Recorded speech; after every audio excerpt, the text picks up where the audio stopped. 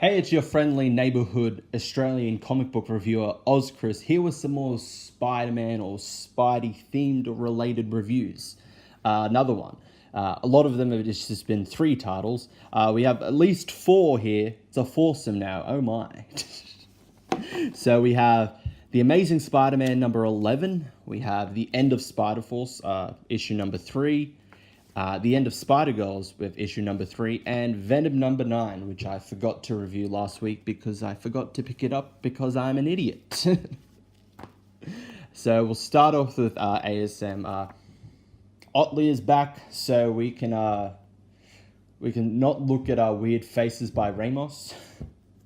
So Ryan Otley is back, and the story is Jonah Jameson, who, if you haven't been reading Spectacular Spider-Man, is Spider-Man's #1 fan now. He's a Spider Stan, if you want to.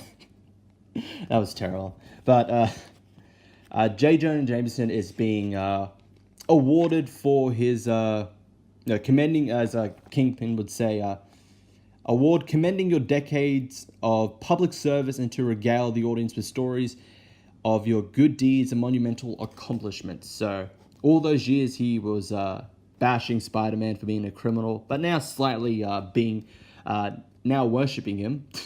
He's being awarded for it, but on a condition that Spider-Man has to be there to give him the award. So that's the main story. It's slightly Christmas themed because Christmas is coming up soon. So Jonah arrives, and Spidey doesn't want to take part because it's the Kingpin there. Why should he be there to help the Kingpin when the Kingpin is a criminal? But something goes wrong and the two get kidnapped. I'm not going to say by who or who they meet in the end, but there's another kind of fun issue. You could, if you want, give it a skip, but I found it at least enjoyable, and at least we have Ryan Otley back on the artwork. We don't have to deal with Humberto Ramos again for now. I assume he's going to come back because I know Otley takes breaks, so I would rather that instead of just Otley just continuously and then seeing a probable decline in art. Although the art in this is good. It's Otley. It's going to be good. Definitely like the art in this one. Another good, enjoyable issue from ASM. So on to Spider-Force. Spider-Force number 3. So it seems like they've killed Werner, unless you've read Spider-Geddon. Werner is not dead. It was a lie, and she escapes down back to Earth with the crystal containing her father's essence, Solus. So the Spider-Force, this team spiders, go off to stop her once and for all. But but they are prevented so from Werner's hounds, versions of Vulture, Rhino, Puma, and Green Goblin, and everyone except Jessica decides to stay. Jessica makes they have Jessica go off to face Werner. Everyone else is staying behind to deal with these hounds and everyone else, etc. And that ties into Spider-Geddon number 4, which kind of spoiled the endings of this, as the first page of that issue was Spider-Woman arriving, Jessica arriving with the crystal in hand, and she's confronted by the rest of the Inheritors. So this was a definitely good issue, but I felt like it just kind of ends prematurely. You don't know what really happens to the rest of the team. They just stay behind, and it's just assumed, they're going to die soon, and the only one that escapes is Jessica, and it's kind of anticlimactic in a way. Like I did think it was a good issue, but it kind of ends anticlimactically, and although I assume that they're going to get saved and somehow appear in Spider-Geddon. As the next issues, the next one I'll be reviewing, Spider-Girls, does. So in Spider-Girls, our trio of Spider-Girls are confronted by two of the inheritors, what was that? Bricks and other dude,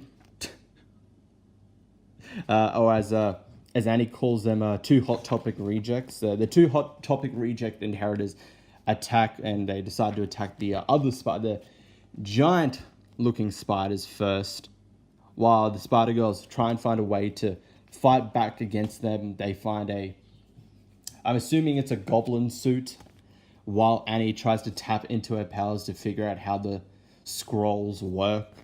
So it does, they escape, and this leads, it perfectly ends the series, but leads to them joining Spider-Geddon, as the end of it does state to be concluded in Spider-Geddon, and Annie says, okay, let's go join the fight. So unlike Spider-Force, which kind of just like ended anticlimactically, Spider-Girls had like a natural end. There is a good moment between, there's a nice kind of like almost sisterly moment between Mayday and Annie, and she says, I found it really recently. I mean, my mom told me there was a May in my world. I would have had an older sister if she had, and I know, no, you're not, but it's nice to know what she might have been like. That she would have been a hero too. Mayday, tears in her eyes, hugs her, and says, we're Parkers, that counts for a lot in any universe, and the web connects us all our spiders, right? Which inadvertently gives Anya a idea to help them get back to Earth 616. So it's a nice, simple end to Spider-Girl, to this tie-in. I definitely enjoyed it. It is something for fans of Renew Your Vows and the original Spider-Girl. So definitely a good one. Now on to Venom, the comic I forgot to buy because I regret forgetting it last week, but I managed to get myself a copy for this week. So Venom number 9. Eddie and Venom go on a road trip. Venom becoming his ever faithful dog, and it's this more of a kind of emotional going down memory lane story for Eddie. He recounts like his not so good relationship with his family, especially with his father, and his father hints that Eddie as Venom met him before for some reason, and of course his father is just going to reject him, but the Venom symbiote goes out of control. Eddie tries to control it and wants to try and kill him, and pretty much that was it for the issue. It was a nice kind of simple emotional issue. Eddie finds out that he kind of has a half brother, at least from a different family, or could be a younger brother from the same family, considering the fact that Venom has been removing memories from Eddie to quote unquote protect him, because remembering it will probably do more harm than good. So he's been removing Eddie's memories, so stuff like Flash Thompson dying, and also apparently it's also assumed that he's been removing memories from other people, as Eddie's dad doesn't remember that he has a daughter, that Eddie has a sister, and that kind of sets him off. And I think that's what